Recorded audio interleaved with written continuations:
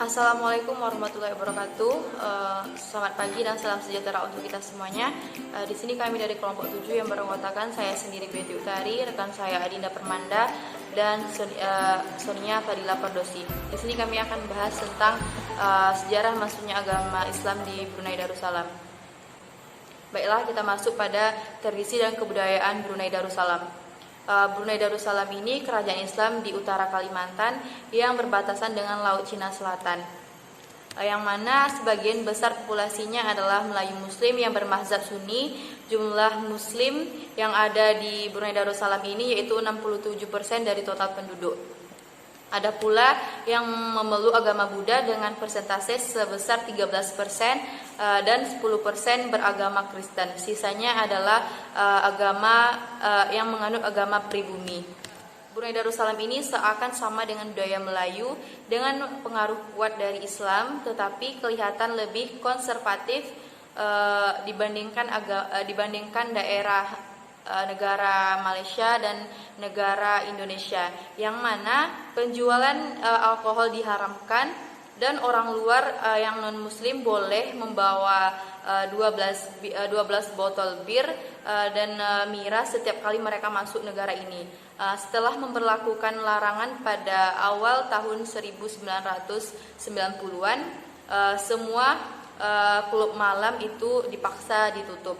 Mufti Brunei juga memfatwakan pengharaman rokok pada tahun 2011. Harga rokok sengaja dinaikkan agar dapat mengurangi konsumsi rokok dan masyarakatnya kesulitan untuk membeli. Brunei Darussalam ini sendiri itu aktif dalam organisasi internasional antara lain yaitu PBB, ASEAN, dan organisasi kerjasama lainnya. Terus, sejarah masuk dan perkembangan Islam di Brunei Darussalam. Islam telah masuk di Brunei Darussalam diperkirakan pada abad ke-13 Masehi, yaitu ketika Sultan Muhammad Shah pada tahun 1363 telah memeluk Islam. Akan tetapi, jauh dari sebelum itu sebenarnya terdapat bukti bahwa Islam telah berada di Brunei Darussalam ini ketika misalnya dengan ditemukan batu nisan seorang Cina yang beragama Islam dengan catatan tahun 1264 Masehi. Namun pada masa ini Islam belum cukup berkembang secara luas.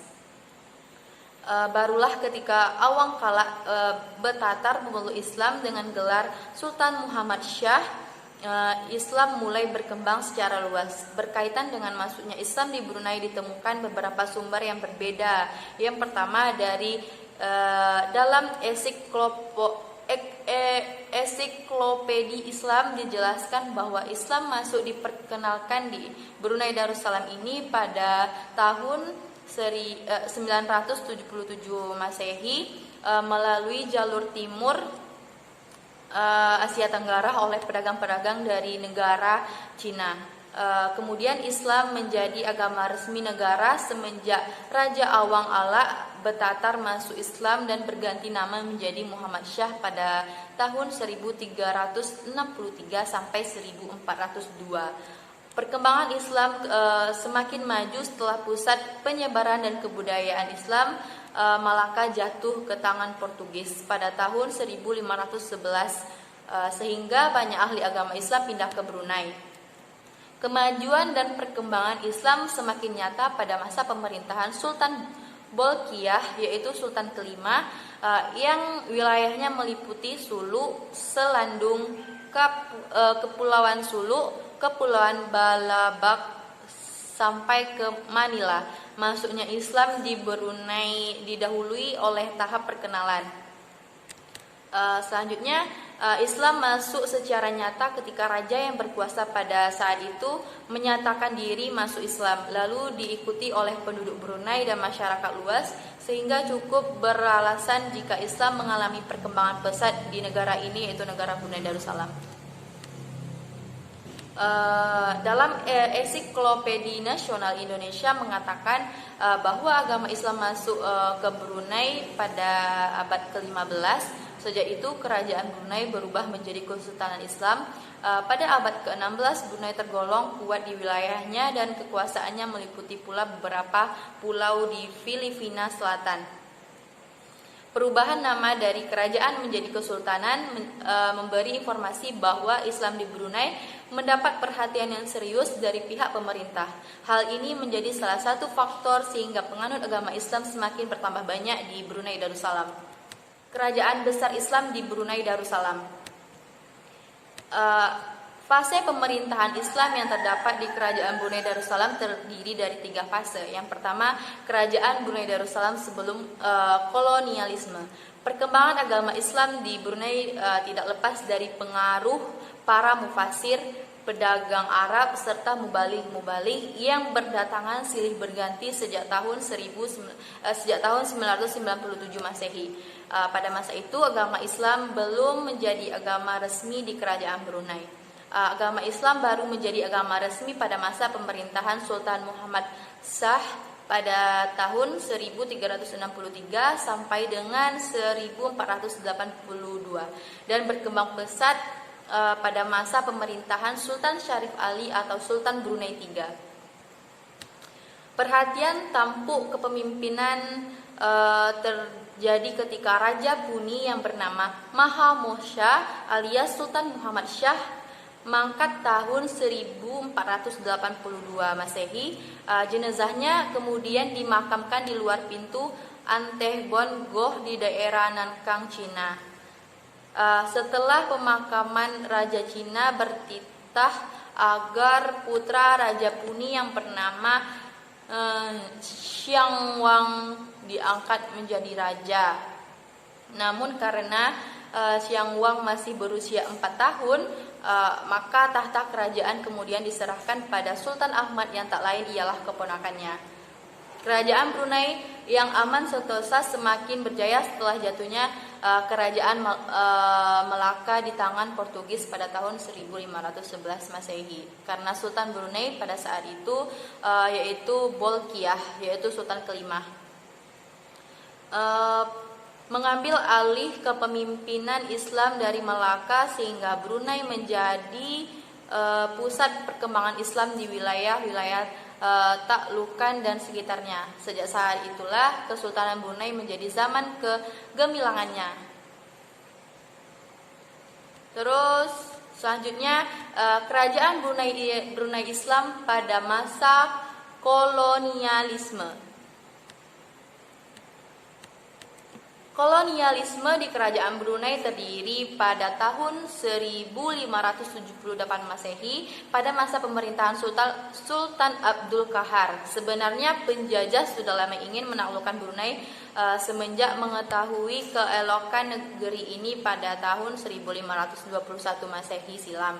Pada tahun 1578 Masehi terjadi perselisihan di kalangan internal istana yang melibatkan Sultan Saiful Rizal dengan 2 pangeran Brunei yang dikenal dengan Perang Kastila. Situasi istana yang tidak kondusif itu dimanfaatkan oleh Spanyol untuk menaklukkan Brunei. Terus upaya penaklukan kerajaan Brunei bermula ketika pihak kolonial Spanyol menyampaikan surat yang berisi permohonan kepada baginda raja yaitu Sultan Saiful Rizal agar memberi keleluasaan kepada para misionaris untuk turut menyebarkan agama Kristiani dan memberikan jaminan keselamatan bagi mereka yang ada di Brunei. Bahkan isi surat itu tersebut menghina kesucian dari agama Islam serta Nabi kita yaitu Nabi Muhammad SAW. Surat tersebut menjadikan baginda Sultan marah besar.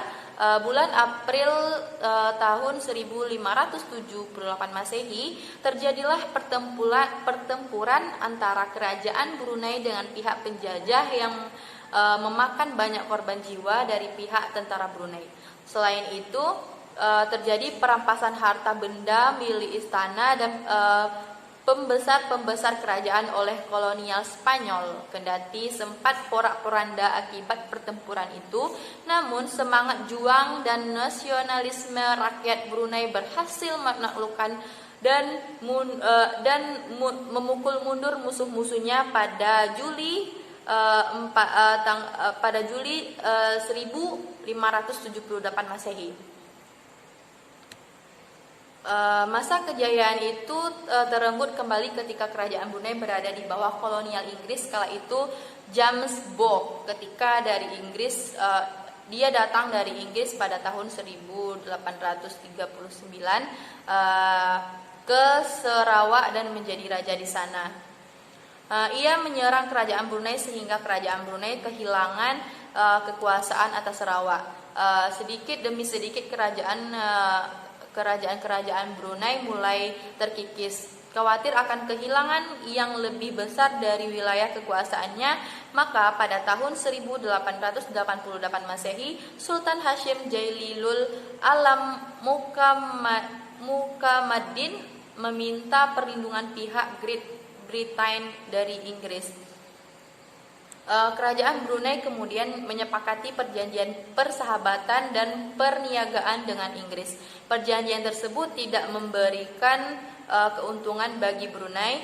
Oleh sebab itu, kerajaan Brunei kemudian memperbaiki perjanjian baru dan Inggris yang disebut dengan perjanjian naungan dari perlindungan yang sekali lagi tidak juga menguntungkan pada negara Brunei ini.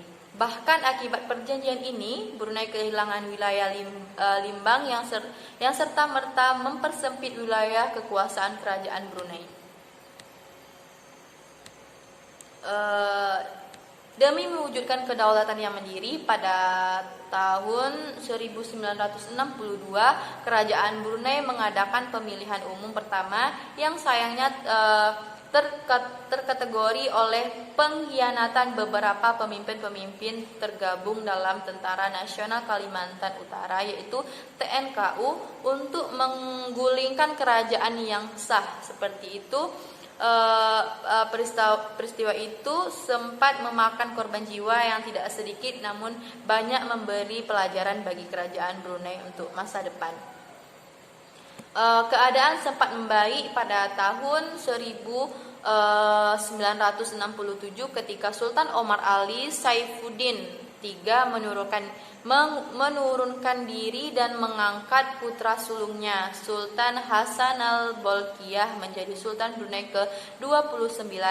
Pada tahun 1970, pusat pemerintahan negara Brunei diubah menjadi Bandar Seri Begawan guna mengenang jasa baginda Sultan Omar Ali Saifuddin III yang mengangkat pada tahun 1986.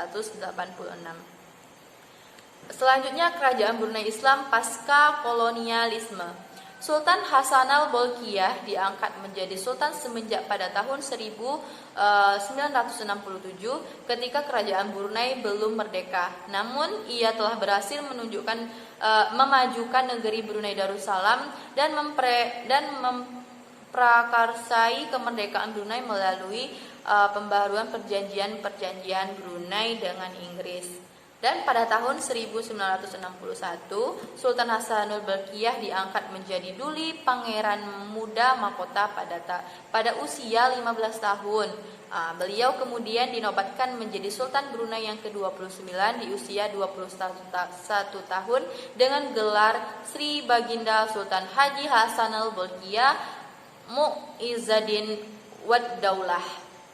Semenjak menjadi Duli Pangeran Muda Mahkota, Baginda telah memberikan kecenderungan terhadap kemajuan dan pembangunan negara di bidang agama, ekonomi, pendidikan, sosial, kebudayaan, hingga keamanan. Selanjutnya, pada masa pemerintahannya pada tanggal 1 Januari 1984, kerajaan Brunei merdeka dan menjadi kerajaan yang berdaulat. Usaha menuju ke arah kemerdekaan ini sebelumnya telah dirintis oleh ayahanda beliau, yaitu Sultan Haji Omar Ali Saifuddin Sa'adul Khairi Waddin, atau yang lebih dikenal dengan sebutan Sultan Omar Ali Saifuddin III, yang dengan penuh kebijakan menandatangani perjanjian perjanjian yang perlembagaan bertulis negeri Brunei tahun 1959. Assalamualaikum warahmatullahi wabarakatuh. Nama saya Adinda Permanda. Saya akan membahas tentang sosial politik dan hukum di Brunei Darussalam. Di semasa pra-Islam, penduduk Brunei menganut agama Hindu-Buddha. Setelah Malaka jatuh ke tangan Portugis, Brunei menjadi motor penggerak perkembangan Islam bagi daerah-daerah lain di sekitarnya. Di masa sekarang ini, kerajaan Brunei menggunakan azas syariat Islam dalam penerapan hukum perundang-undangannya yang disebut sebagai hukum syara. Penerapan hukum Islam ini tak lain karena pengaruh kuat dari Sultan Syarif Ali yang bersikukuh ingin menjadikan penduduk Brunei sebagai Muslim sejati. Hal ini kemudian berimplikasi terhadap perilaku penduduk Brunei yang senantiasa mendasarkan perilakunya sesuai dengan syariat Islam. Sistem politik yang berlaku di Brunei adalah monarki absolut, di mana kepala negara juga menjadi kepala pemerintahan, dan di negara ini tak ada lembaga legislatif dan pelaksanaan pemilu.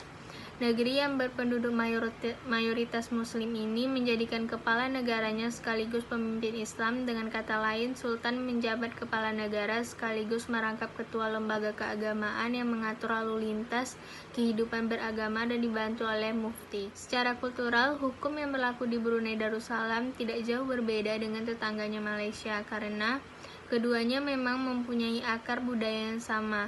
Pola hukum Islam yang dianut oleh penduduk Brunei lebih banyak dipengaruhi oleh mazhab Syafi'i.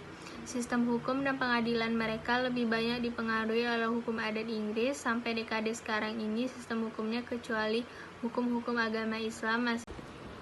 Selanjutnya, perkembangan Brunei Darussalam hingga sampai sekarang. Brunei memiliki indeks pembangunan manusia kedua di Asia Tenggara setelah Singapura. Tumpuan ekonomi berupa minyak bumi dan gas yang menjadi sumber kekayaan negara dan membuat Brunei menjadi negara terkaya kelima dan sudah diklasifikasikan sebagai negara maju. 2/3 penduduk Brunei adalah Melayu dengan agama resmi Islam. Brunei juga mengikuti hukum Islam Syariah. Penduduk Brunei memperoleh pendidikan gratis, perawatan kesehatan, subsidi makanan dan perumahan, dan mereka juga tidak membayar pajak penghasilan pribadi. Budaya Brunei hampir sama dengan budaya Melayu dengan pengaruh kuat dari Islam, tetapi lebih konservatif karena menerapkan sistem Islam syariat. Tidak seperti Malaysia dan Indonesia, penjualan dan konsumsi alkohol diharamkan dengan orang luar atau non-muslim masih diizinkan membawa maksimal 12 botol bir saat mereka masuk ke Brunei. Parlemen Brunei juga mulai menerapkan fatwa haram untuk rokok pada tahun 2011 dengan tujuan mengurangi konsumsi rokok. 2/3 penduduk Brunei adalah etnis Melayu, sementara etnis minoritas yang paling penting dan menguasai ekonomi negara adalah Tionghoa. Terdapat juga komunitas ekspatriat dengan sejumlah besar warga negara Inggris dan Australia. Bahasa yang digunakan secara resmi adalah bahasa Melayu dengan bahasa Tionghoa dan bahasa Inggris yang 95% dikuasai oleh setiap penduduknya. Negara kecil yang kaya ini memiliki perekonomian campuran antara kewirausahaan dalam negeri dan asing, pengawasan kerajaan, serta tradisi budaya di perdagangan lama. Pengeluaran minyak mentah dan gas alam terdiri dari setengah PDB. Tingginya tingkat pendapatan membuat pengeluaran per kapita menjadi jauh lebih kecil, dan kerajaan membekali semua biaya pengobatan dan memberikan subsidi pangan, perumahan, dan pendidikan bagi setiap penduduk. Rancangan masa depan Brunei dipusatkan untuk menghadapi persoalan keterampilan buruh, pengurangan pengangguran, perkuatan sektor pariwisata dan perbankan, dan perluasan bidang ekonomi yang akan mempengaruhi semua faktor kehidupan masyarakat. Bahkan saat ini sistem penerbangan negara sedang mencoba menjadikan Brunei sebagai salah satu tujuan perjalanan internasional antara Eropa dan Australia. Selain itu, Brunei juga menargetkan sebagai salah satu layanan penerbangan utama ke wilayah-wilayah Asia. Sultan Hassanah Bolkiah yang menjadi salah satu orang terkaya di dunia dengan memiliki koleksi 500 mobil mewah dan istana dengan lebih dari 1.500 kamar dengan total aset lebih dari 25 miliar dolar. Sultan juga membangun sebuah masjid termegah dan terbesar di Brunei yang disebut Masjid Jami' As Hassanil Bolkiah.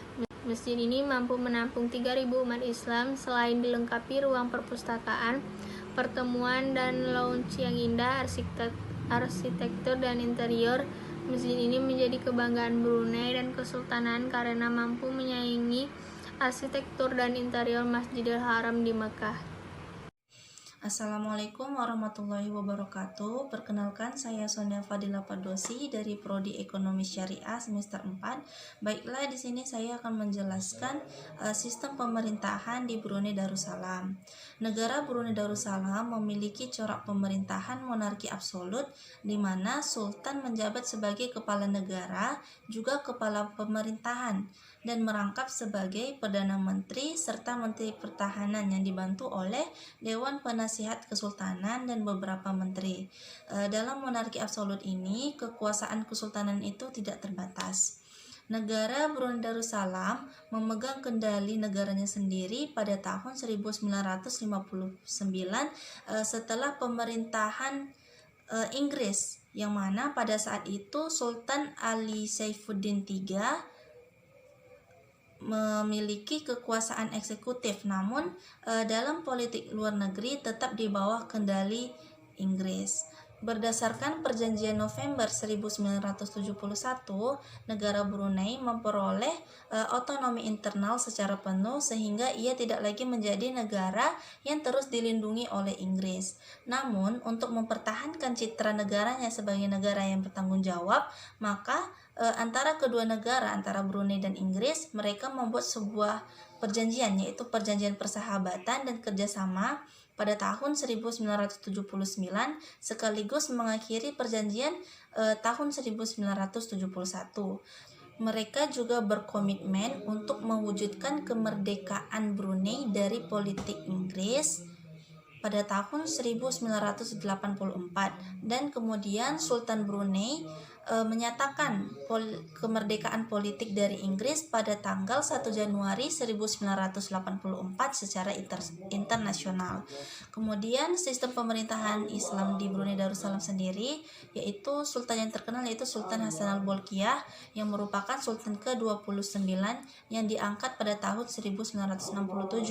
Ia menerapkan MIB, yaitu Melayu Islam Beraja atau kerajaan sebagai filsafah negara, untuk agar masyarakat taat kepada rajanya, menjalankan hukum Islam sebagai pedoman hidup, dan menganggap sultan sebagai kepala negara. Sama halnya seperti negara Indonesia, Brunei juga merupakan negara kesatuan di mana pemerintahan pusat adalah jabatan yang tertinggi. Namun negara ini juga menganut kesultanan konstitusional di mana kekuasaan pemerintah dibatasi oleh undang-undang. Berkembangnya Islam sendiri di Brunei Darussalam sebenarnya sudah ada saat Sultan ketiga, yaitu Sultan Syarif Ali, di mana beliau merupakan seorang ahlu bait dari keturunan cucu Rasulullah Shallallahu Alaihi Wasallam. Sistem pemerintahan di negeri Brunei Darussalam ini tergolong sangat tegas dan stabil dari berbagai aspek, karena pemerintahnya menganut sistem hukum Islam dalam menjalankan kehidupannya sehari-hari. Negara Brunei melibatkan rakyatnya dalam segala keputusan negara, karena negara ini juga menganut sistem demokrasi. Baiklah, kemudian saya akan menjelaskan konsep toleransi di Brunei Darussalam. Dapat dipastikan bahwa negara Brunei Darussalam sampai saat ini tidak mengalami pergerakan politik, terutama pergerakan politik yang bernuansa keagamaan. Sejak tahun 1991 ketika diadakannya Isra Mi'raj, Sultan Hasan al-Bolkiah dalam pidatonya menyampaikan dan mengeluarkan dekret yang berisi penolakan gerakan Al-Arkam.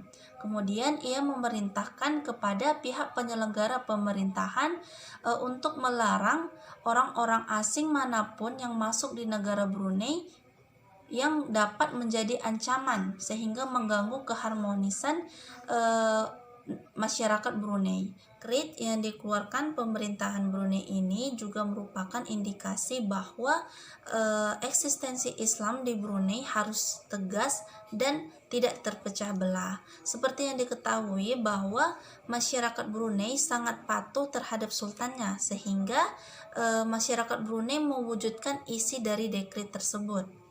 Dan dapat dipastikan bahwa negara Brunei pada masa sekarang atau masa yang akan mendatang tidak akan ada